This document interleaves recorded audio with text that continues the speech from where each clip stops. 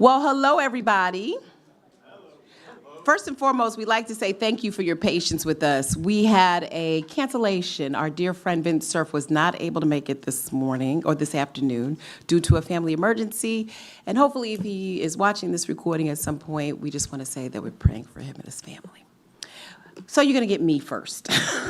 And then we're actually going to go into the panel. And hopefully you took some time to meet some new people. I see some familiar faces. I see new faces.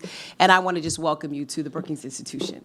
I am Nicol Turner-Lee. I'm a senior fellow in governance studies and the director of the Center for Technology Innovation and the founder of the AI Equity Lab here at the Brookings Institution.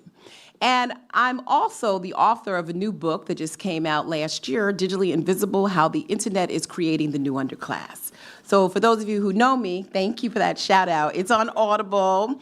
It'll be in paperback next year. But thank you to all of you who already have purchased the book, have read the book, have shared notes with me. It's been an exciting venture, sort of capping my 25 years plus in tech policy and almost 10 years here at Brookings.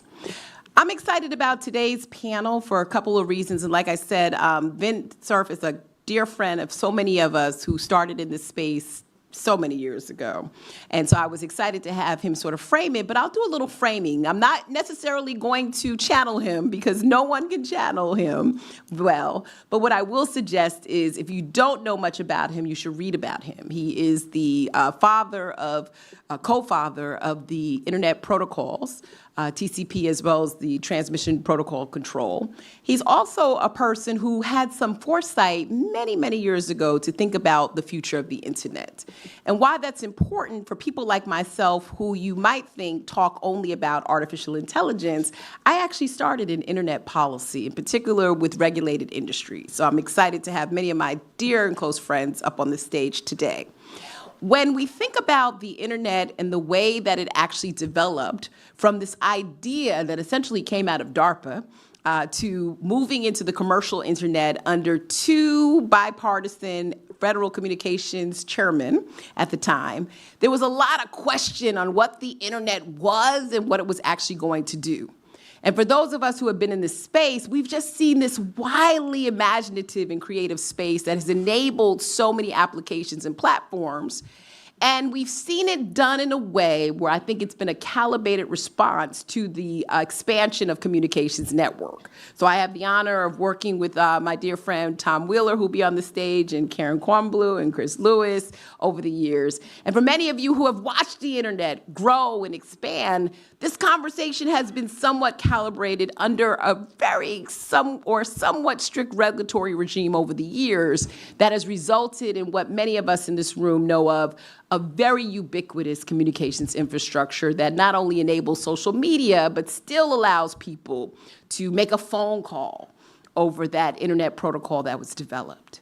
At the same time, there is a digital divide. That's what I talk a lot about in my book, but surprisingly, that's not necessarily my focus today.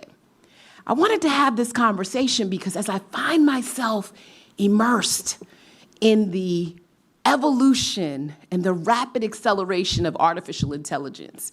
At the AI Equity Lab, we spent a lot of time workshopping consequential decision-making areas from housing to creditworthiness to employment, et cetera, and healthcare. And what we do there is look at the sort of the growth of this behavioral technology that in many respects doesn't have the same type of regulatory cadence that we've seen with the growth of the Internet and the growth of regulated telecom networks. And so I said to myself one day, I said, Self, we need a conversation on this, right? This is what we do at Brookings. We bring really smart people like yourselves to our wonderful building, and we talk about these things. Because as we go into the next year, it's going to be critically important to know what the future of the Internet is in the age of AI.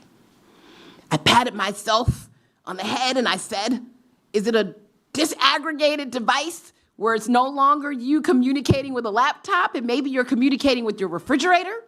Does it make Internet policy less relevant in the next few years that we're not talking about the Internet, we're talking about just compute? Does it mean that we create another digital divide? This time, one in which it's not just connection to network, but its connection to those transformative applications that the internet was built off, but even more so, some of the behavioral changes that we have to make as artificial intelligence becomes much more uniquely designed. And where does governance look like in the age of internet policy that was pretty particular about the accrued benefits versus it being very extractive? So we're gonna have that conversation today. It's been a conversation I've been wanting to have. It's my holiday gift to all of you to hear the wonderful people that will grace the stage. The first panel will be a panel of folks who understand internet policy from the beginning as well as regulated networks. That panel will be joined by the three people I just mentioned, and we're gonna dig into how we started and where we're going. The second panel, I've intentionally invited people who sort of teeter on both sides. Narda Jones used to be at the Federal Communications Commission, has a long history working in internet policy when she was on the Hill. Sarbel Felice is actually someone who works in the federal government, but now has been going around the world talking about AI governance. And Alex Zengler, if he actually looks like a familiar face, he used to be at CTI. And we always find time to invite people back, just because, no kidding. He now has this incredible role at Penn, running their institute that is focused on technology. So Daryl West, my colleague, will moderate the second panel, but I will do the first. So if you all don't mind, please join me in welcoming up to the stage the first panel.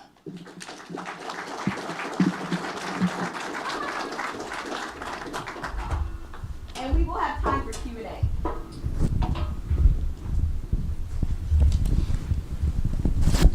Hello, hello. Are you ready to be in the hot seat? So, can we ask a question? What's that? To begin with? Good job promoting your book. We saw it sitting out there.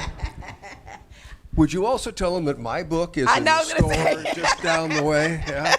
I need to write a book. I was going to bring my book up, but I think I carried it earlier today on a panel, and I gave away my last copy that I had. But yes, Tom has a book, Daryl has a book, because at Brookings, that's what we do. We write books, right? So please be sure to visit our bookstore, because I think there's a 20% discount on our books. There you go. Okay, enough of the advertising. Let's go to the internet.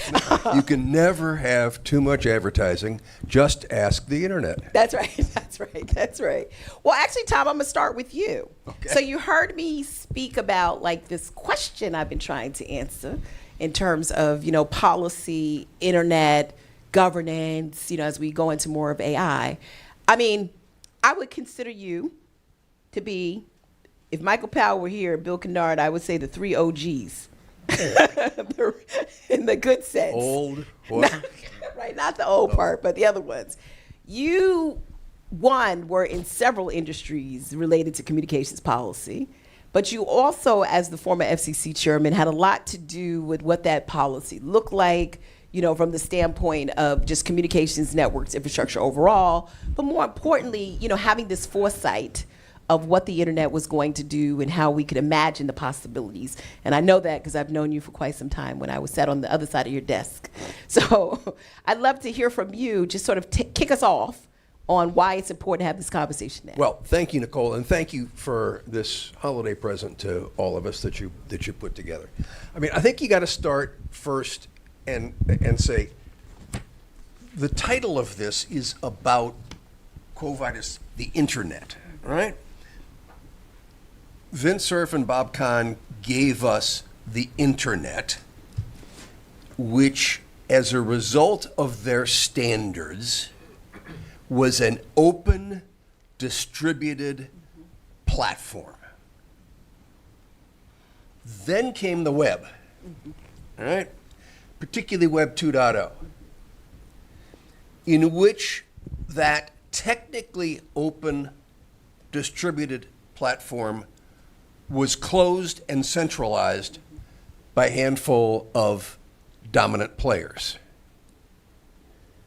And now what we're seeing is those same players taking the same strategies, which basically revolved around controlling the essential assets and externalizing cost and risk, and moving that into AI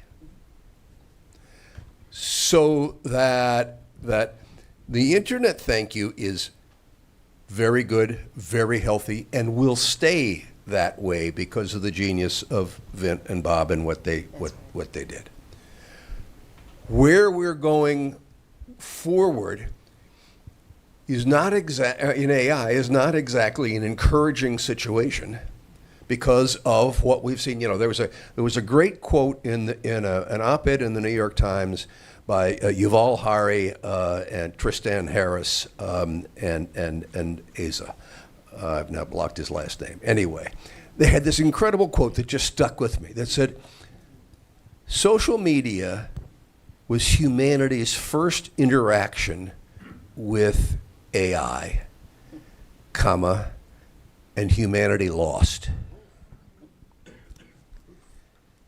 So our challenge is, we started off with this great thing called the internet, open, distributed, opportunity for everybody. I mean, a guy by the name of Zuckerberg in a dorm room can come in and take on Rupert Murdoch and MySpace and beat him,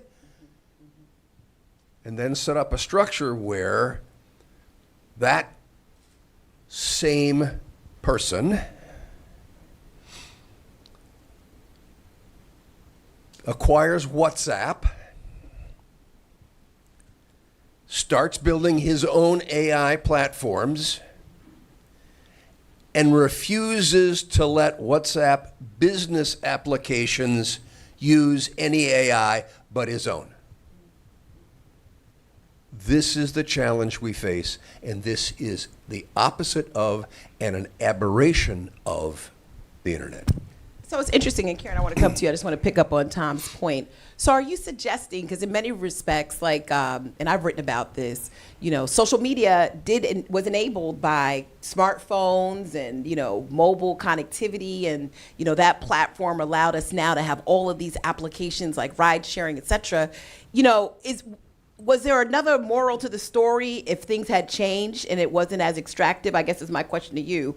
Had companies decided to say, hey, we're going to play by the same rules and we're going to build an internet that allows for the accrual of benefits to a variety of communities, would it look differently? Wow, wouldn't it have been interesting? I know it's a really great second book, right, Tom? I mean, no, wouldn't it have been interesting if you look at the internet as this open, distributed, technical platform. Mm-hmm. I know some folks who tried to make sure that it stayed open on a network basis to make sure that people couldn't be gatekeepers, mm-hmm. i.e. the ISPs, couldn't be gatekeepers. And that together, to fight those, both the ISPs and the platforms came together to say, no, we want it to be closed. And so it seems to me that you go to your question, we had the opportunity. Mm-hmm. We can restore that opportunity. Mm-hmm. Well, it's so interesting, Karen. I want to come to you because I think, this other side of it, and it's interesting for those of you that listen to the Tech Tank podcast. I just actually interviewed Tim Wu, who actually now is his new book, The Age of Extraction, is around platform comedies. Oh, good. I'll listen to it. Yeah, I mean, it was interesting. We kind of went back and forth about the whole application of internet policies from before to this new ecosystem. I'm curious, Karen, because you also have been a madam of the internet in terms of where you have sat over the years. I didn't want to call you OG, okay? I'm being correct because I don't want anybody to call me that. But you've witnessed how it's enabled a digital economy in particular, and you have particular thoughts as well as to how the internet is evolving as we see more and more AI sort of encroach upon its platform, or its convening power. Yeah, I thought, this panel is just so provocative, and I was thinking about it, and I've thought about it when I've talked to Tim as well. I feel like there are two sets of people who talk about these issues. There are people who come from the telecom world and people who come from the internet world. And by that, I mean people who come out of the world of this regulated network, and then people who come out of the world of cyberspace, limited liability, libertarianism, we don't need government. And I had a front row seat really to being in both of those worlds, because as you know, I was at the Federal Communications Commission during the period when the 96 Act was being negotiated and then implemented. I was head of the Office of Legislative and Intergovernmental Affairs, and one of the first things I got to work on was I walked in the door and I was told that Al Gore had promised that any girl in Carthage, Tennessee would be able to dial in to the Library of Congress and read a book in the Library of Congress. That was his vision, this free access to information, and I was asked to figure that out. So I'll take that title, OG, of the E-rate. So what I did was I talked to all these people who worked in the FCC who knew about the cross-subsidy rules and the various programs that already existed to make sure people could get access to the network, because these things had been thought about before. And we also talked to education groups, of course, and negotiated with the E-rate. And the other thing that I thought about coming out of the FCC was that we didn't think of the internet as rule-free. We thought of it as a tool in competition to the underlying network. So this was the time, the whole 96 Act, the point of it was to let the regional bell operating companies get back into long distance, and what rules would there be to create a facsimile of competition. So it's thought of as deregulatory, but the original part of the impetus among many, not everybody, was, okay, if we need to let them back in, let's put some rules around to create competition, not heavy-handed regulatory competition, but the same effect. And what that meant, but even before that, the FCC had allowed modems to connect to the underlying network and auctioned off spectrum for mobile telephony to connect to the network, and allowed AOL to connect to the network without paying long distance fees.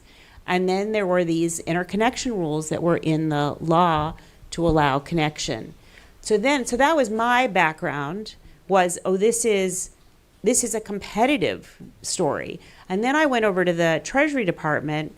I was Deputy Chief of Staff, but I was in charge of all the tech policy and internet policy to the extent there was any at that time. And I was the delegate from the Treasury Department to that infamous White House task force on the internet run by Ira Magaziner. And I was part of that whole, we're going to do light, but the light touch was really thought of as, this is an infant industry. It's almost like we use the word sandbox now. Let's create a sandbox for this infant industry. I don't think it was ever imagined how big it would be, how powerful it would be, or that we would stay there with that approach and not update it. And so I'll stop the story there, but I feel like it's important to get that origin story. No, I think it's really important. And when you're talking about it, I think one of the reasons I wanted to have this discussion, it seems like there were a series of policy interventions that allowed this idea to actually, ferment into something that is so much bigger than what we've ever imagined, right? And for those of you that don't know what AOL is, it was America Online, right? I mean, at the time, it was a 386 computer. Anybody in here know a 386 computer that connected to AOL through an Ethernet modem, right?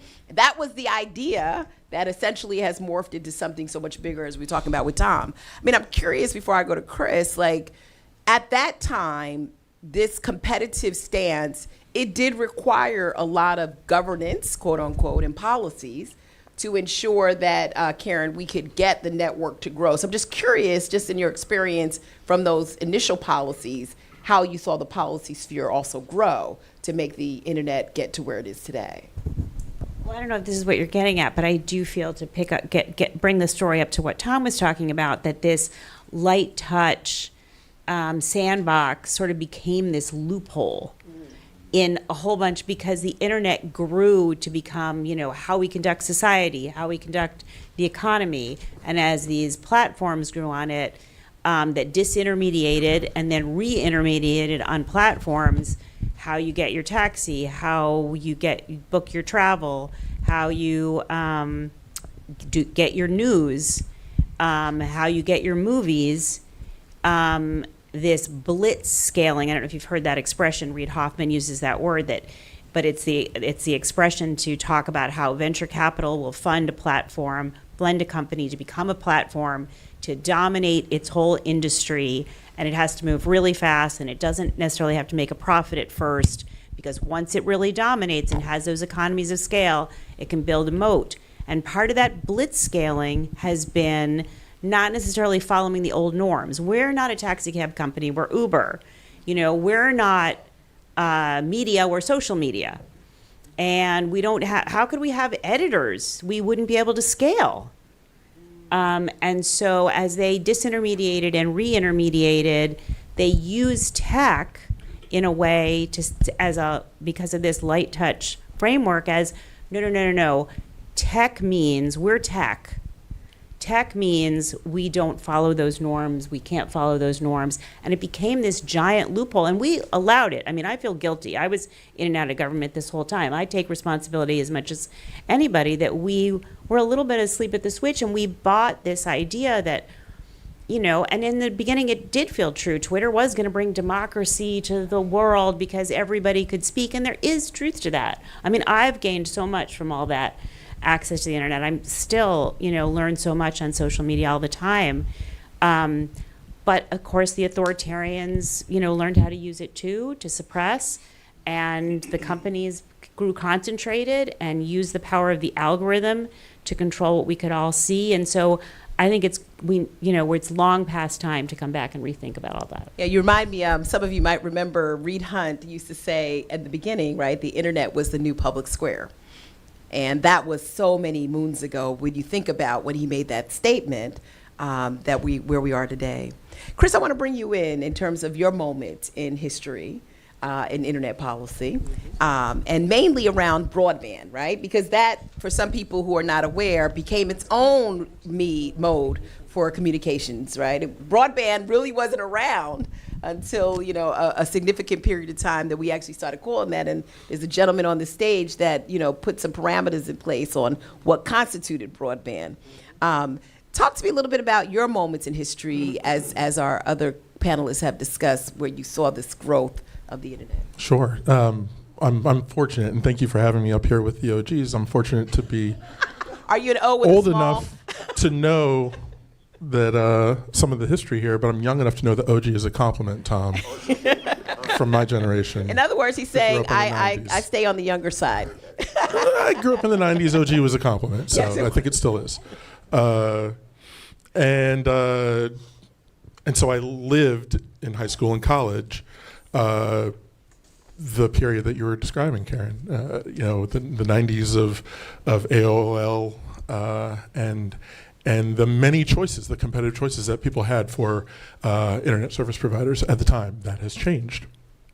And I think to build on what everyone said, because I agree, we need to lift up the value of openness, open networks, decentralized power that the internet was founded on. But we also have to be smart about how the technology is evolving, and that even back then there were layers to these things, and so the infrastructure layer was built, and many of the things that we benefited from competition back then, from openness, the ability to attach and create on top of the infrastructure, was because that was just one layer of the internet. And so, as someone who represents a public interest org and trying to reflect on the consumer perspective, the public hears internet and they think about all the layers together. And but each layer has developed differently. And that infrastructure layer and the values that we attribute to that sort of business, because it is different business from the other layers, the values that we attribute were often protected because of decades of work at the Federal Communications Commission. You don't get the principle of universal service and connecting everyone to broadband without decades of work to enshrine that into law and then try to update that for the new networks of the 21st century. You don't get privacy.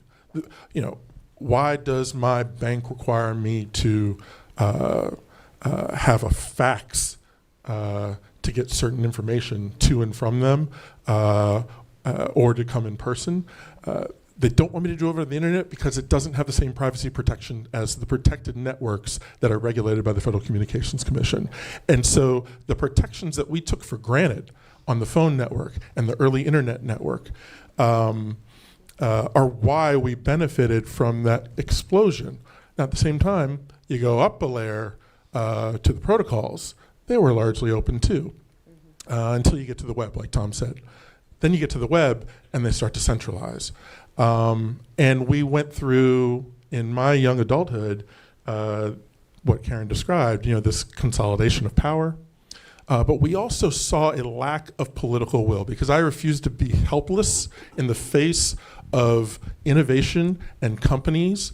Yes, the initial infrastructure and protocol layers came out of government, so they were built without a profit motive. But now, the platform layer and now artificial intelligence on top of it are being built not in government, but they're being built in the private sector. And there is a profit motive, and we have to recognize that. And so we should not be helpless and say that we have to accept what these companies are bringing to society, are bringing to our public square, and not saying that we're not going to require things of them. We required things of the infrastructure layer at the FCC when it came to early internet technology, early internet infrastructure. Why have we not done this? It is a lack of political will, because we've spent the last decade or two describing the basic values that you can extract from telecom policy before the internet and apply them in their own proper way to the platform, and even, we hope, the AI layer. Values like privacy, values like competition, values like free speech, yes, and balancing it with safety and content moderation. Values like media literacy, I would say. And even some of the early stuff that some people, depending on your definition, would call AI, other people's wouldn't, but we failed to even reckon with early bots and early algorithmic oversight before LLMs were a thing, before large language models and ChatGPT. That was a failure of political will. We knew the values that we cared about, and we did not apply them to the new technology. So it's so interesting, and Tom, I want to come back over to you. So what Chris is describing to me is also like a failure of industrial policy when it comes to artificial intelligence as it relates to internet, right? And so, I'm just thinking about my own 30 years experience doing this work. There were some clear like red lines and green lines when it came to regulation, conversations about gatekeepers, net neutrality, and all these other issues. But what's so interesting today is what I find is that the same imagination that the internet emboldened with artificial intelligence that Karen is talking about is not necessarily accruing the same types of benefits and disruption that the internet actually gave us, when it came to, jobs that were created or disruptive industries that created a certain number of jobs, et cetera. I mean, I've struggled when people ask me this on panels. They say, "What is this period like?" And I try to think about, is it like the railroad? What is this that we're in, where we had, to Chris's point, a highly contained, policy-driven incentive, and now we're at a stage where you could put 5 CEOs in a room, and you can ask this question: how many jobs do you think you're going to gain or lose? And they can't answer it for you. They sort of have a question mark, or they won't answer it. Or they won't answer it. But most of them are pretty genuine. They say, we're trying to figure this out. And it's just amazing to me that we haven't figured this out, given the fact that we've worked within a communications ecosystem where we've always tried to figure out the accrued benefits and values. What is this like? Is it parallel to something else we've experienced in society before? Does it take us up to your book? Thank you. Plugging the other book. I am. That Good. was, right? Thank you. Gutenberg. From Gutenberg to Google. Yes. The History of Our Future. It's out. It's available in this little shop out up. 20%. Thank you, Chris. Share, right? Thank you. No. Okay. Here's the trap. It is human nature to try to describe today based on the experiences we had yesterday. And policymakers are human. There is one of the things that I talk about, there's a whole chapter in Techlash saying this is not the fourth industrial revolution. We have to start recognizing that the assets are different, they behave differently, and develop policy that reflects today rather than the railroads.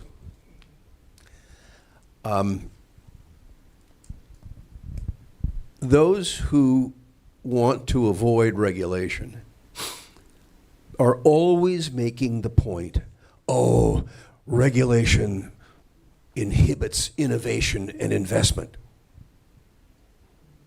I agree.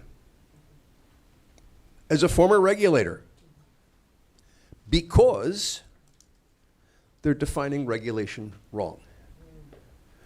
What they're pointing to is the old industrial model of regulation, which is we are going to dictate how a company operates in the hope that that will affect how it behaves in the marketplace. And when things are moving as fast as they are today, technology-wise, we don't have the luxury of that kind of stepwise process.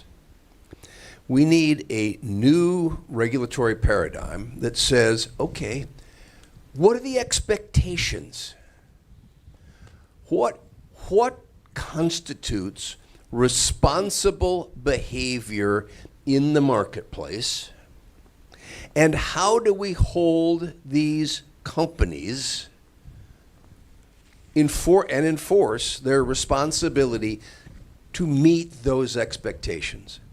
Which is far different from what we have today, which is the companies defining the expectations and making the rules themselves that happen, no surprise, to benefit themselves. So we need to take a new look, and then I see the sign going up saying we need to go to Q&A. We got 15 minutes. Oh, okay. Oh, well, then I get, okay. No, I'm supposed to be looking at the sign, not you. But I think our challenge is, how can we have policy that is as innovative as the developers are giving us? We need to be equally innovative in the way we think about policy as those who are thinking about new delivery, digital delivery. Which I think is interesting, right? Because one of the other things that have stuck in my head is, and it's Karen, this kind of goes back to you, right? Which is we do need probably a new policy regime because the conversations that most of us are involved with AI are much more behavioral, right? It's more how is the model acting, operating, the decisions that it's making, et cetera. But it seems to me on the telecom side, particularly the regulated telecom side, and I sit with this a lot, how are we also ensuring that we're doing the same type of evenness in terms of investment and development, right? Because at the end of the day, we're not there yet, folks, where compute power is going to overpower network architecture today. We still know that we're not communicating with AI in our palms, right? Not yet, at least. At some point, compute will disaggregate our ability to, we can talk to our refrigerator and it have AI and all this other stuff. But I mean, a digital divide, and Anna Gomez was on our podcast once and she said, we're going into an AI chasm, particularly when we don't see the value of the networks that are actually propelling some of these forward. So Tom, I'm kind of picking up off of your thing that maybe the rules of the road have changed, but it's not changing for everybody. It's just changing for the people that we're talking about that now have taken up most of the mind share and space in this digital revolution that we're in. No, let me just, I Yeah. don't mean to, that it has changed for everybody. Because what we need to be looking at are what are the effects of the network, of the digital platforms of AI. It is never the primary technology which is transformational, but it's secondary effects.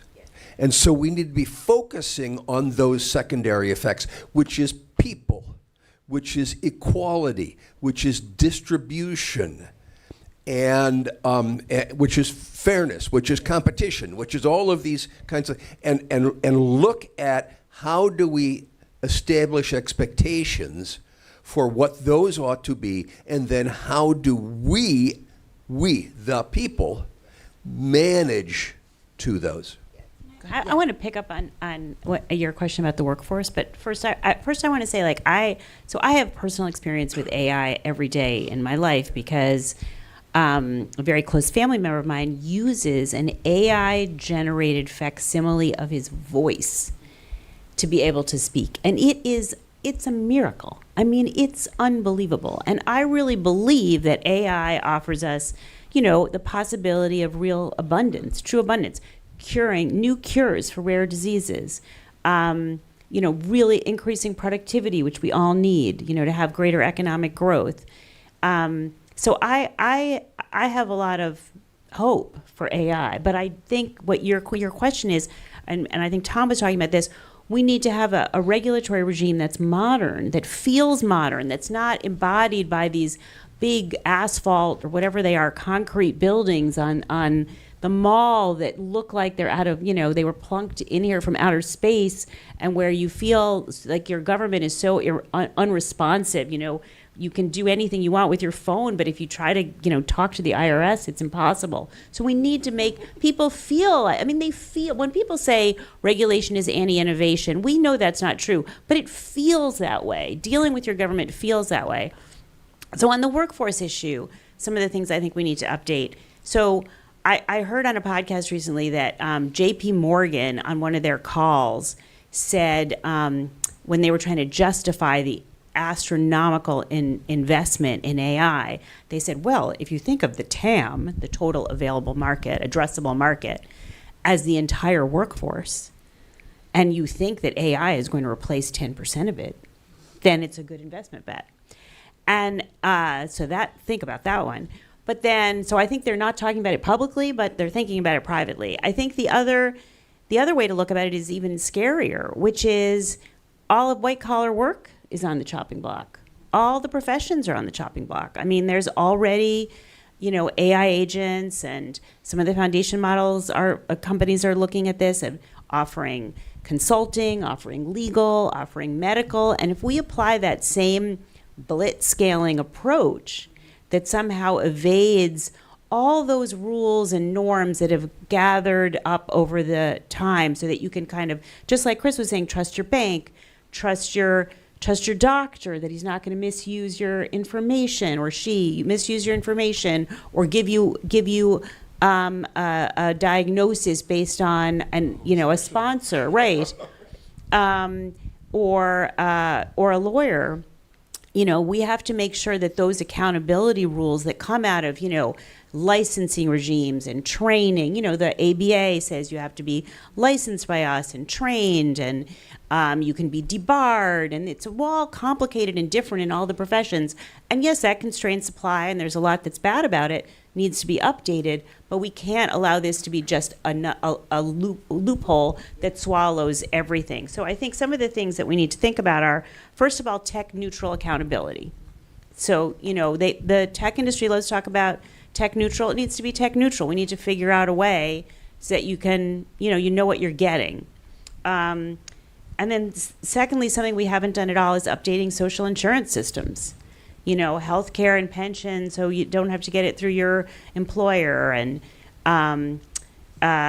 child care and paid leave, all these things, because people are going to be going in and out of work in a way that the unemployment insurance system that was built for when a factory was retooling, is available to you to take some time and retrain. And there has to be retraining. So I think social insurance is a big one. And that, if we really do that right, then we'll be investing in the care economy, so there can be new jobs for people to go to that pay a decent wage in nursing, in education, in home care. And then the third one is we need to, this idea of investing in our seed corn, whether that's the infrastructure, which, everybody else on the panel is more skilled to talk about than I am, or R&D, so I think those are some of the modern framework that we need.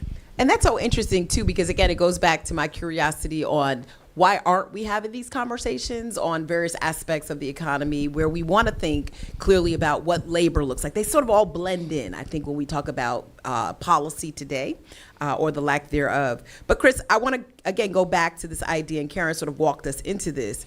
There's a lot of investment going into compute right now, right? And from my observation, and you and I, we've had a long history together on different sides of issues, but I do think that we're missing these opportunities to sort of invest in networks. I mean, I commonly tell people, and I did my book tour, we're talking about everyday people who aren't even connected to the internet. And we are talking about areas in which we have digital deserts, but yet we're still building high compute areas, data centers. We just did a paper on this for anyone interested, Darrell West and myself at CTI.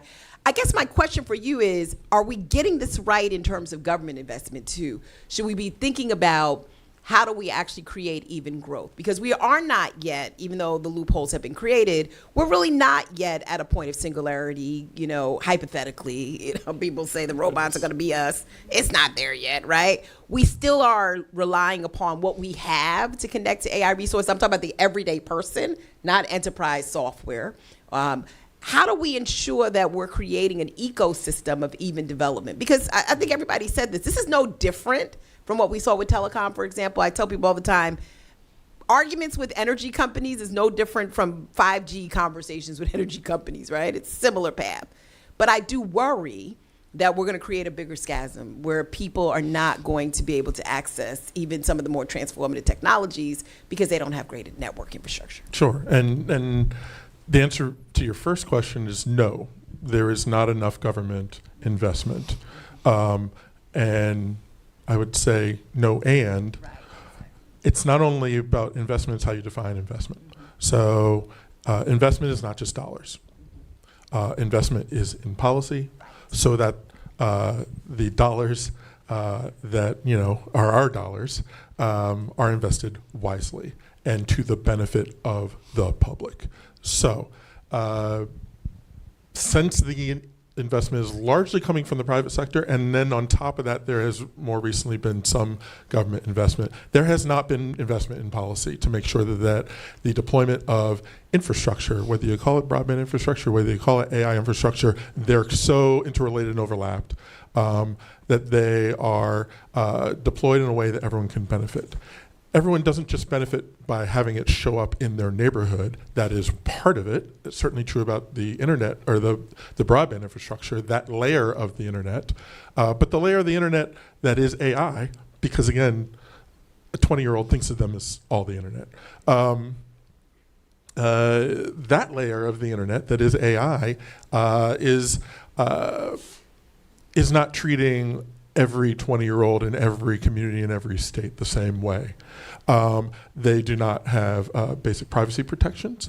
They do not have protections from the harms of building data centers in their community.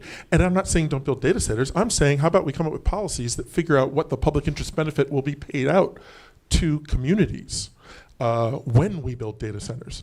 How about we talk about the way data centers are built? Maybe they need to be built in a decentralized way like we did with the internet early on. And we talk about how that benefit can pay out to a local community. So this all comes from the different harms that we're seeing. Journalism, local journalism is being harmed.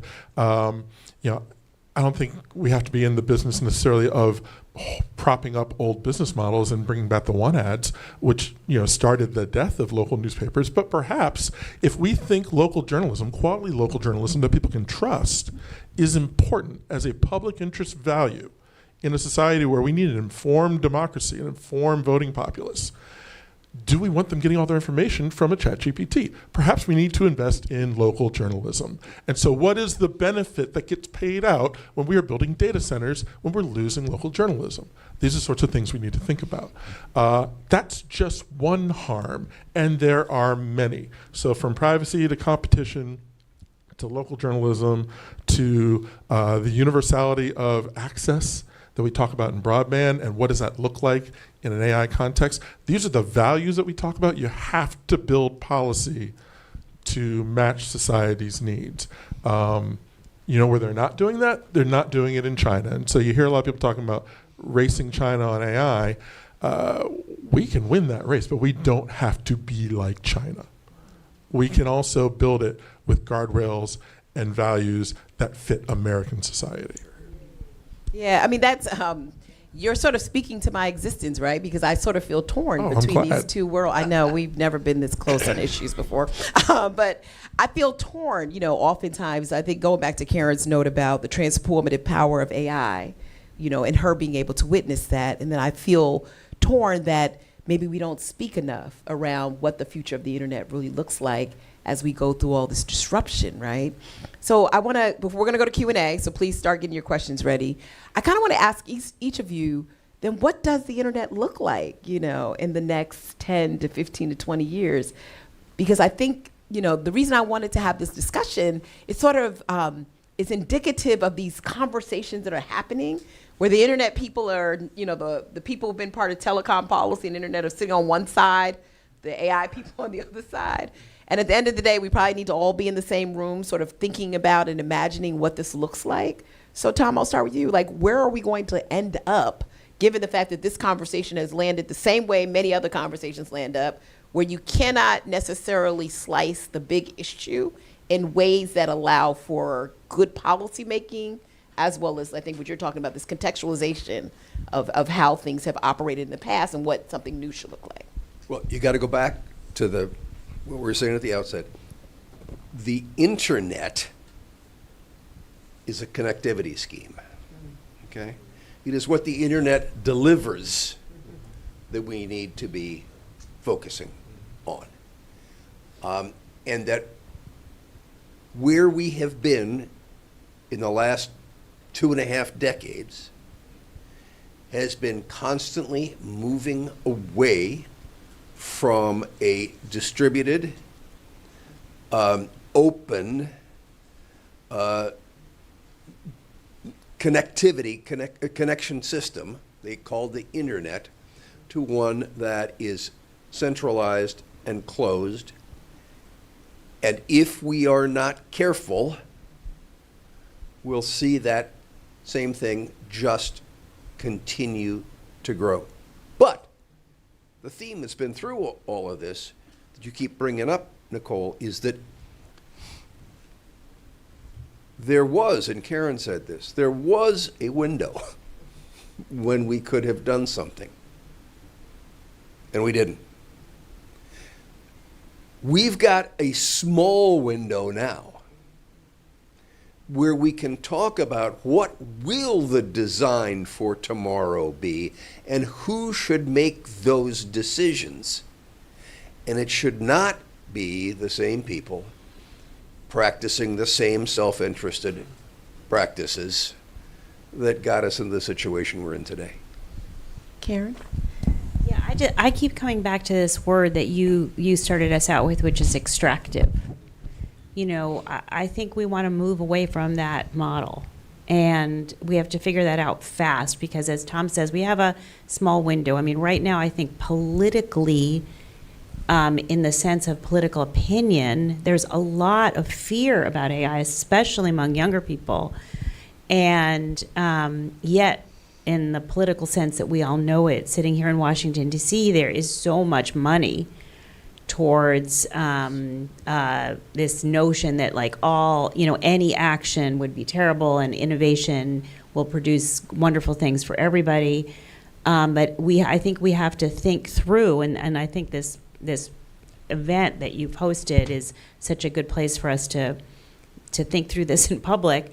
We have to move away we have to give policymakers a way to think about how do we move from this abstractive idea that a few large private sector entities are going to extract from the public networks, extract private data, and make as much money as they want, and we'll get the benefits, but not as much benefit as we would have gotten otherwise, not as much of the economic growth as we would have enjoyed otherwise, not as many jobs as we would have enjoyed otherwise, because there's no model the way there may have been in some imperfectly in some previous generations to make sure it's not purely extractive, but there's this cross benefit, and I think we have no time to lose in figuring that out. Nicole, what's the old adage in the civil rights community? No policy about us without us, right? Policy is being made without us, y'all, right now. Why was there widespread backlash, bipartisan backlash to Congress trying to pass a moratorium on any regulation over AI? Because the people know better. And they're thankfully, on a bipartisan basis, the representatives stood up and squashed that. And yet today, all of that money lobbying, that issue has not died. The president announced today on my way over here, he wants to do an executive order to kill all AI regulation that's happening in the states. The only place, and I'm not saying all those regulations are good, but at least there's energy happening there in reaction to the demand of the public to make sure that what is being built with our data, built in our communities, built now with our federal tax dollars and investments, to make sure that there are protections to protect us. This thing should not be built, artificial intelligence infrastructure should not be built without a framework and a long-term regulatory solution to make sure that as it continues to evolve and innovate and do wonderful things, that the values of the public are protected. And so it's a small window. Tom's right. Can I just build on that for Yeah. 1 second? And get your questions ready, because we'll go to Q&A. Okay. Got two up here. Okay, keep going. The now. tool, one of the tools that Donald Trump wants to use to make sure that states do nothing on AI is to say, I'll take back your broadband funding. Horrible. Oh, It's the opposite of equity. wait a minute. Aren't we sitting here talking about the future of the internet? But no, what we're going to do is we're going to go out and we're going to cut back on connecting all Americans to the most important network of the 21st century. And cutting And- off future AI customers. Bingo. And That hurts the AI well, companies. and it's worse than that. You want to talk about growing the economy, which he's constantly talking about, right? So the importance for broadband, universal broadband coverage is not just that Aunt Minnie in her farmhouse can get Netflix. It's that the warehouse down the road from Aunt Minnie's can get access to the clouds that are driving AI.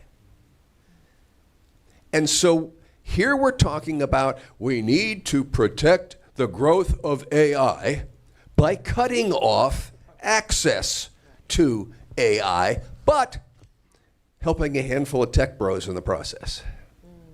I mean, if we were talking about AI protections at the federal level, no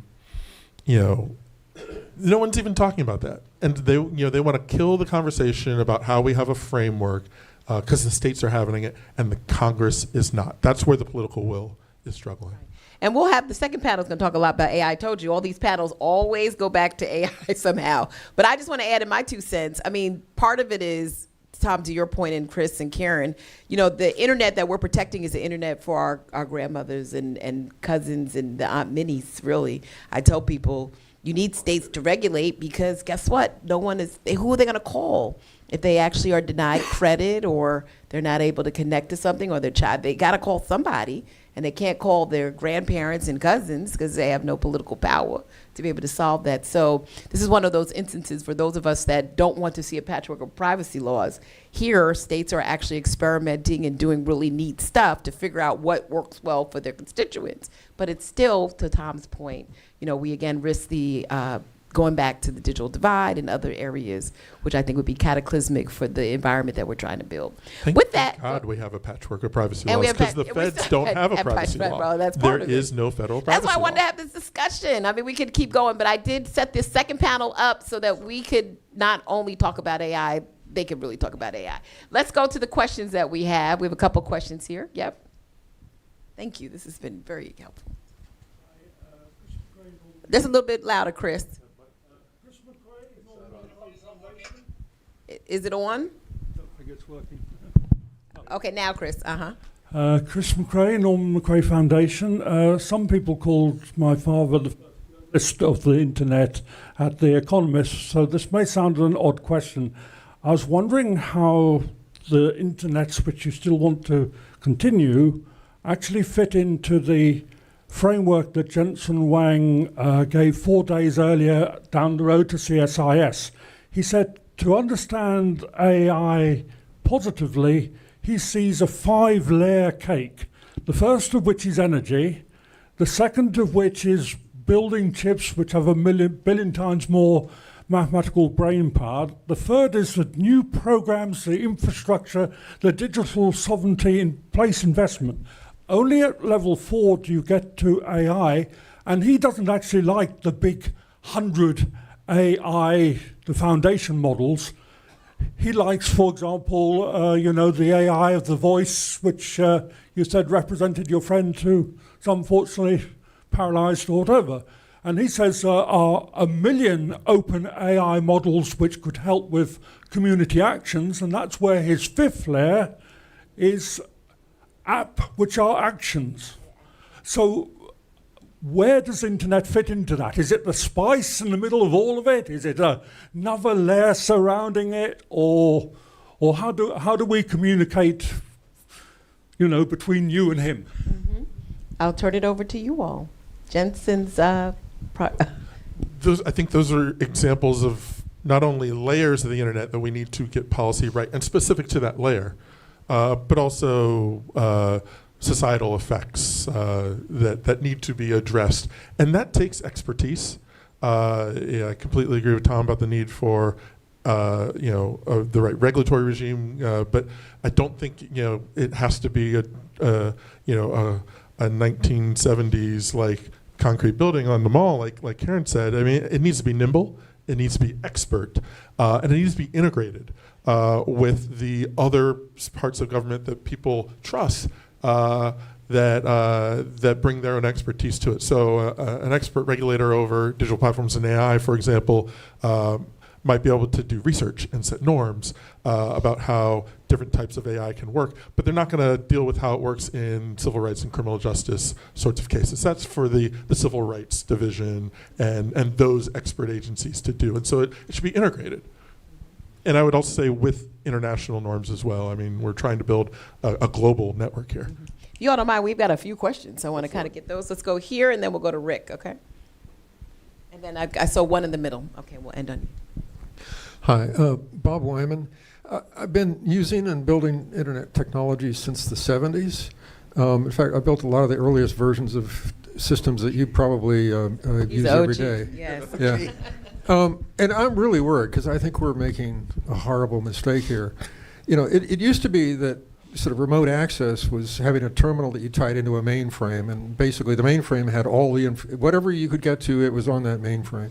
And the glorious thing about the internet was that it allowed us to access a myriad of systems, which to a certain extent maybe was wasteful because it was duplicative. You had the same information all over the place, all kinds of opportunities for quality issues of misinformation and the rest. But nonetheless, the diversity itself was very valuable. The change of the architecture sort of information access from accessing a single point to accessing a variety, was very important. But now we're going back to that old architecture. When I look at ChatGPT, Gemini, Grok, and things like that, it feels like connecting a terminal up to the mainframe again. There's just one monopolized source of information where I used to be in this sort of democratic, diversified world before. And it's that monopolization, that architecture of monopolization that really concerns me. Now, you spoke, for instance, of your project with putting the Library of Congress online. An important thing about the Library of Congress online is that the Library of Congress doesn't write books. And it doesn't summarize the books either. You can get bibliographies from them and the rest, but if I go to the Library of Congress to find out about the Civil War or economics or something like that, I don't read a Library of Congress written book. What they tell me is, here are a few thousand books on economics you can read. the Library of Congress distributes the information, it doesn't create it. And that difference between distribution and creation is one that, for instance, in the world of telephone regulation, we make a differentiation between distributing the information as opposed to providing the service. We even have laws that require the telephone companies to provide open access and free access to service providers to use their networks. With electricity, we say you can distribute electricity, but you can't both distribute it and generate it. We make a distinction between them. So we regulate the architecture of those industries. It seems to me that in this space, we can make a similar regulation of making distinctions between, for instance, the providing the access to the front end of these systems, or even maybe to reasoning, but requiring that those who provide access to those front ends, or maybe reasoning services, are not the ones who provide the knowledge or the information, the data behind them, to distinguish between them, to create essentially a market where you could have many providers of knowledge bases, even though they may, and a multiplicity potentially of providers of reasoning services that access those knowledge bases.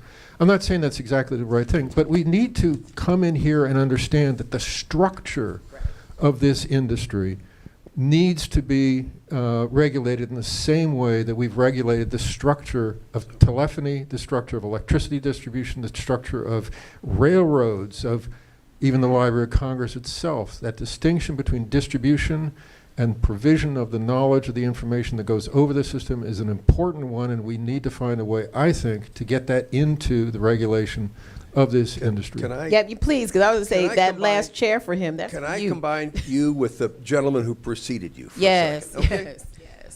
yes. You know, in the industrial era, we had the industrial stack, you know, that built up to deliver a product. We have an AI stack, which is what you were talking about, sir, where we go from chips to compute to models to applications.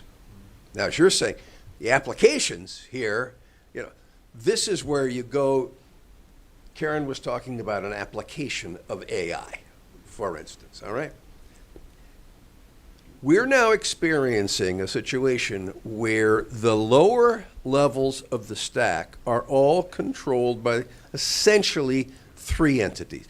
2/3 of all the cloud compute capacity in the United States is controlled by three companies. Okay? You can't have AI without access to compute. You can't have AI without access to chips.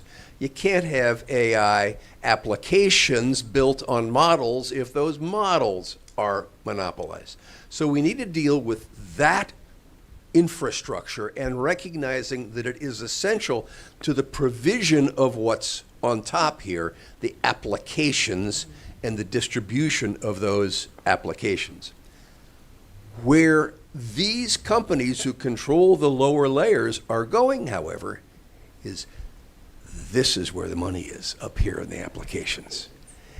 And so we have to leverage off these lower levels in order to control the applications. That's where we need to say, no, let's time out, okay?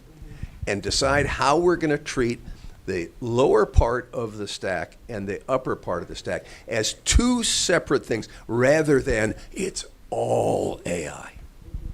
Then we'll go to, Rick, we'll go to your last question. Lessons from Web 1.0, 2.0, and what you described, we call Web 3.0, right? With the AI stack. Web 2.0, Tom's describing the lesson of what we would call structural separation of those different stacks, making sure a company can't dominate because they dominate one, and so therefore can dominate the whole stack. This is what the whole lawsuits around Google search and Meta and Amazon and others are about should there be some sort of remedy because they've consolidated the stack. And so we can get ahead of that in the small window of policymaking that we have on AI. But the lesson of Web 1.0 is the lesson of openness, and we should not forget it, because structural separation, I think, can be important, but is not a silver bullet. Neither is something like what Mozilla and my organization and other groups have started to talk about what could public AI look like. And so where there is a natural gatekeeper status for compute or for big data, can you create public infrastructure that everyone can benefit from? People are still trying to define if that's possible, but these are ideas that are being floated out there. No, it's possible. You would think it would be possible, but it takes Right. government investment, it takes policy to make it happen. back to policy. You can't just rely on, Microsoft. I love Microsoft, but you can't rely on them to control all computing power in the United States. Right, but I think you're also talking, though, about just the complexity of the network architecture that's evolved over the years, and the fact that on the output side of it, it looks a lot different in terms of how we're comporting and how we're adhering to the different products and applications as we're talking about. So it's an interesting question. It's one that I've thought about as well in my research. How do you sort of bring together or synthesize these old models of network architecture with these new models, which definitely, I think, as we talked about with the stack. Okay, I think we're running out of time. If you both could do me a favor, ask your questions in the same token, and then we'll get some final response from our group, and then we'll head to the next panel. Go ahead, Rick. Hi, Rick Lane, CEO of Iggy Ventures. I was a point person for MySpace when Rupert bought it, so I'm happy to have a conversation how Facebook ended up beating. But part of it is around child safety, and that's maybe a different conversation. I think there were 3 issues that have caused problems for those of us who are idealists in the early days of internet policy. One, we felt very strongly about self-regulation, but that meant self-regulation, not do nothing. There was supposed to be a whole infrastructure where we would take responsibility, and all these companies fell down on that and took advantage of that. The second piece was Section 230, which took self-regulation and put it on steroids. It said, not only you're not going to be responsible for what's on your site, but you're going to not be responsible for anything that you do, and that's created problems. And it's nice to see that Chris Cox and Senator White have both said that 230 doesn't apply to AI. But the other one that was a fallacy was the multi-stakeholder process.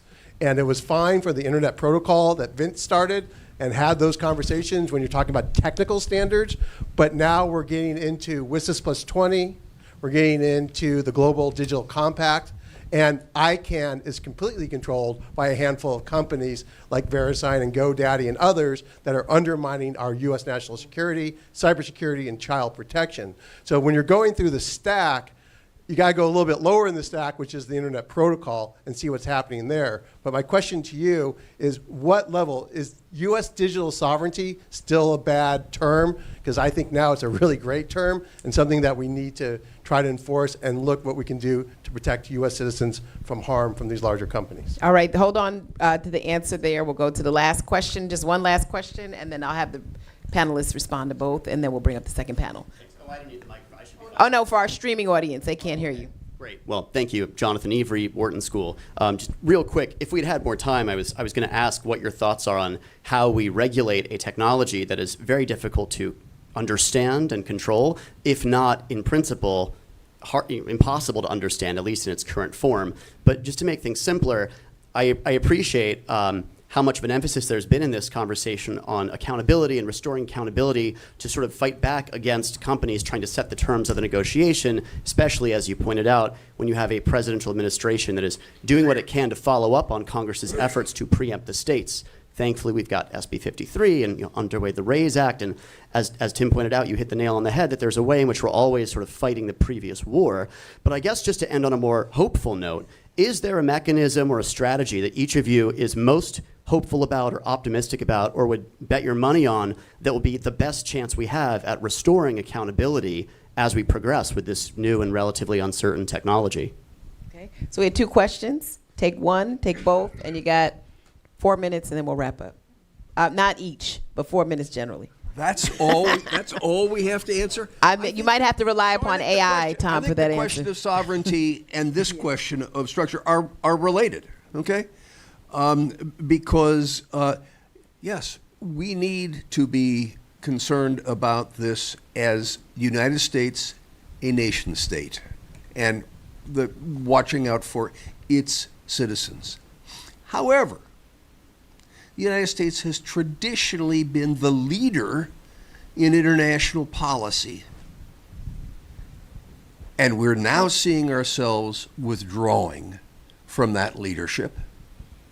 And it's not something that just started with Trump. But the fact of the matter is that our failure to step up and address the challenges presented by the digital era is a failure of leadership that has ricocheted throughout the world, created opportunities for China, created opportunities for the EU. So the question is, where do you go from here? Which I think was the question you were asking, sir. What kind of structure do you put in place? We need, first of all, the wrong answer is, oh, it's so complex that we can't do anything. You know, I mean, I used to, when I was chairman, I would hear this all the time from members of Congress, you know, oh, this internet, this is really, it's almost magic, you know, and if you touch it, you'll break it, okay?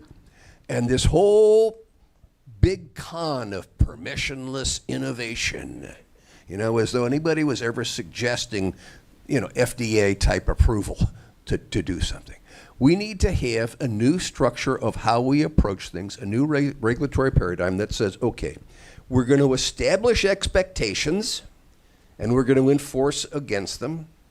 We are going to have, Rick, a new definition of what multi-stakeholder means, which is not, multi-stakeholder is currently all the folks who stand to profit from this get together and decide what the rules are going to be, okay? No, we're going to have a multi-stakeholder process that includes the people, that is organized and overseen by an expert agency like Chris talked about of the government, and has the ability to say, no, you're not getting away with that. But we have to have agility in this process, not the kind of regulatory rigidity that we saw in the industrial era. And we need to have a system that looks at risk-based management rather than micromanagement. And I think you put all of those together, I think those are 5 points that I just went through, and that begins to sketch an outline for how you talk about your question. Karen and Chris? Okay, I'm going to try to have 2, not 5. So one would be that, yeah, because it does sound so scary. Governments, we've convinced ourselves is bad and doesn't understand innovation. I think if we go back to this idea of tech neutral, like let's just say that AI is not an exception to our current laws, rules, norms. Now that may mean we need to update them a lot to make them workable and to get the advantages of AI, but let's not just make it a loophole and an exception. And then in some places we need to create some norms where we don't have them, like privacy. And you could consider that part of existing consumer protection, but it isn't really. That's not sufficient. We really need to do a lot more on privacy. But I think the second big one is you talked about digital sovereignty and child exploitation. Values are really important, but if the incentives to undermine values are there, if the people who undermine the values are going to make more money, then it's hard to just have values. The CEO of Anthropic talked about this, that he was reluctant to get certain money from certain countries, but he had to deal with the reality of the competitive marketplace. But he made it very clear, this isn't what I would want the competitive marketplace to be. And we see, for instance, when you talk about digital sovereignty, I think what we want is not just for U.S. companies to win, but for U.S. traditional, what we think of as U.S. values, pro-democracy and free speech and so on to survive. And yet we see companies competing without regard for human rights internationally. We've announced all these deals in the Middle East, and there's been no talk of the generally accepted human rights obligations for businesses. There's the Global Network Initiative that a number of tech companies have signed on to, but we have not been applying that to AI. So I think I would say tech neutral, let's make sure that AI isn't an exception, and let's make sure the incentives are right for our values. Chris? One word, and let it filter through, is delegation. we, the people, delegate the power to protect us as these new innovations happen in our government. And our federal government is asleep at the wheel and needs to step up. And I don't mean step up and have more hearings where they yell at tech CEOs, because the tech CEOs are really good at getting yelled at and then not doing anything. I'm talking about laws. And then I'm talking about the next layer of delegation. And that's where you get at the expertise and the agencies that we've been, the regulations that we've been talking about. Congress cannot keep up on their own with the pace of innovation. They have to delegate to experts in the government, and it's the trend. It's the opposite of the trend we're seeing in government right now, but it is the best case scenario, I think, for us to create the sort of protections and structures that can then create space for innovation beyond just the largest companies. So delegation in a democratic way, delegation in a government structural and regulatory way, I think can get us a lot along the way there. So, here, right. Let's give a round of applause to Tom Wheeler, visiting fellow in GS and Center for Technology Innovation, Chris Lewis, President and CEO of Public Knowledge, and Ambassador Karen Kornblue, who's the former acting White House CTO. With that, let's bring up the second panel. And this will be moderated by Darrell West, who's a senior fellow in governance studies and the Center for Technology Innovation. On the panel will be Miranda Bogan, founder director of the AI Governance Lab, the Center for Democracy and Technology, Alex Engler, executive director, Penn Center on Media, and Sorabel Feliz, founder and CEO of Personal Algorithms. I give this chair to you, my friend. Thank you. Thank you.